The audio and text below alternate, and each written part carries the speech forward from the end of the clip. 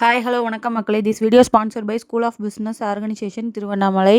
இது நம்மளோட digital marketing கம்பெனிங்க. இதில் ஒர்க் பண்ண இன்ட்ரெஸ்ட் இருக்கவங்க ஸ்க்ரீனில் தெரியிற வாட்ஸ்அப் நம்பர் கான்டாக்ட் பண்ணுங்கள். வாங்க வீடியோக்குள்ளே போகலாம்.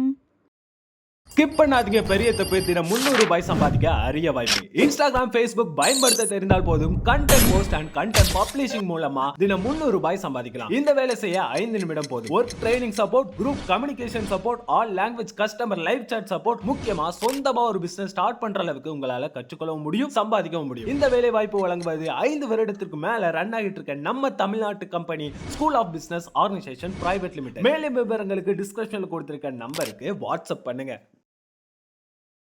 இப்போ என்ன வீடியோ அப்படின்னா, தேங்காய் சட்னி எப்படி டேஸ்ட்டாக செய்கிறது அப்படின்னு சொல்லி பார்க்கலாம். ஒரு கைப்பிடி அளவுக்கு தேங்காய் எடுத்திங்கன்னா அதில் 3/4 கைப்பிடி அளவுக்கு கடலை எடுங்க. இப்போ அந்த கடலை எடுத்துகிட்டு அது கூட 2 கொத்து கருவேப்பிலை ஆட் பண்ணிக்கோங்க.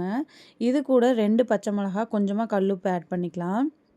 அதாவது வந்து சட்னிக்கு தேவையான அளவு கல்லுப்பு சேர்த்துக்கோங்க. கல்லுப்பு சேர்த்துட்டு இப்போ இதுக்கு வந்து காரத்துக்கு வந்து நம்ம 2 பச்சை மிளகா, 2 வரமிளகா ஆட் பண்ணணும். இது வந்து எதுக்காகனா டேஸ்ட்டு சூப்பராக இருக்குங்க.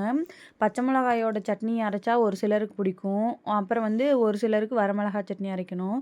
இந்த தேங்காய் சட்னி வந்து ஒரு சிலர் தக்காளி சாப்பாட்டுக்கு கொடுப்பாங்க. அது வந்து வரமிளகா யூஸ் பண்ணி அரைச்சா டேஸ்ட் சூப்பராக இருக்கும். இதே இட்லி தோசைக்கெல்லாமே வந்து பச்சை மிளகா சட்னி அரைச்சா தான் டேஸ்ட்டு சூப்பராக இருக்குங்க. நீங்களும் இந்த மாதிரி எப்படி செய்வீங்கன்னு கமெண்ட்டில் ஷேர் பண்ணிக்கோங்க. அதுக்கப்புறமா இதுக்கு வேறு ஒரு சிலர் வந்து இஞ்சி பூண்டு எல்லாமே போடுவாங்க. தேங்காய் சட்னியோட ஸ்பெஷலி இஞ்சி பூண்டுலாம் போடாமல் வெறும் இதை மட்டும்தான் சேர்க்கணும். இப்போ இது எல்லாமே சேர்த்துட்டு நான் வந்து மிக்ஸி ஜாரில் ஆட் பண்ணிக்கிறேன். இதை வந்து நல்லா அரைச்சிக்கலாம். கொஞ்சமாக தண்ணி சேர்த்துக்கிறேன். இந்த அளவுக்கு தண்ணி ஊற்றி அதாவது வந்து சட்னி எந்த அளவுக்கு தேவையோ அந்த அளவுக்கு கொரகொரப்பாக இல்லாமல் நல்லா நைஸாக அரைக்கணும். நம்ம இப்போ போட்டிருக்கிற இன்க்ரீடியன்ட் அளவுக்கு சேர்த்தியே போடணும். ஓகேங்களா? தண்ணி மாதிரி வேணுமா இல்லை கெட்டியாக வேணுமாங்கிறது நீங்களே ஃபிக்ஸ் பண்ணிக்கலாம். கெட்டியாக அரைச்சி எடுத்திங்கன்னா வந்து சூப்பராக இருக்கும். கெட்டி சட்னி அப்படின்னு சொல்லுவாங்க. அது வந்து ஒரு டேஸ்ட்டாக இருக்கும். தண்ணியை ஊற்றி அரைச்சிங்கன்னா அது ஒரு டேஸ்ட்டாக இருக்கும். ஓகேங்களா? இதை விட கல்லில் அரைக்கிறது இன்னும் அதை விட சூப்பராக டேஸ்ட் கொடுக்குங்க. நீங்களும் அந்த மாதிரி ட்ரை பண்ணி பாருங்கள். நல்லா அரைங்க. எங்கள் மிக்சியெல்லாம் வாங்கி ஒரு 10 வருஷத்துக்கு மேலேயே ஆயிடுச்சு. இது அதனால தான் கொஞ்சம் டைம் எடுக்குது. உங்கள் மிக்சியெல்லாம் சீக்கிரமாக அரைக்கிற மாதிரி இருந்ததுன்னா டக்குனே அரைச்சி எடுத்துரும். நல்லா சாஃப்டாக அரைங்க.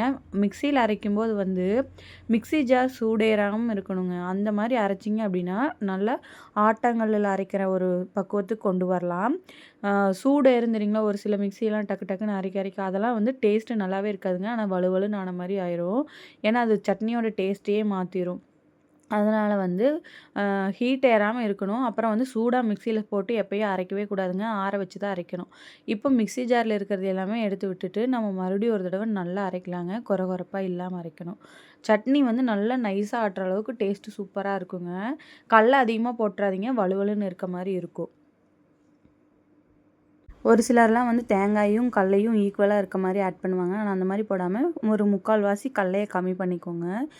அந்த மாதிரி போட்டிங்க 3/4 கம்மி பண்ணாமல் ஃபுல்லாக போட்டிங்க அப்படின்னா அது என்ன ஆகும் அப்படின்னா நீங்கள் வலுவலுன்னு இருக்க மாதிரி ஒரு ஃபீல் ஆகும். சட்னி வந்து கொஞ்சம் கொரகொரப்பாக இல்லாமல் நைஸாக அரைக்கணும்.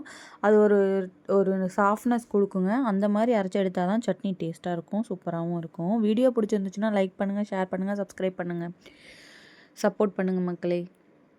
இப்போ இந்த சட்னி வந்து நான் தோசைக்கு, ஊத்தாப்பத்துக்கு தாங்க நான் அரைச்சிட்ருக்கேன். டேஸ்ட் வைஸ் சூப்பராக இருந்ததுங்க. நீங்களும் ட்ரை பண்ணி பார்த்துட்டு கமெண்ட்டில் ஷேர் பண்ணிக்கோங்க. இந்த சட்னி நான் தாளிக்கலாம் போகிறதில்லங்க. இது இப்படியே தான் நான் சாப்பிட போகிறேன். டேஸ்ட்டும் சூப்பராக இருந்துச்சு. நானும் ட்ரை பண்ணி பார்த்தேன். தேங்க்யூ. பாய் பாய். வாங்க சாப்பிட்லாம்.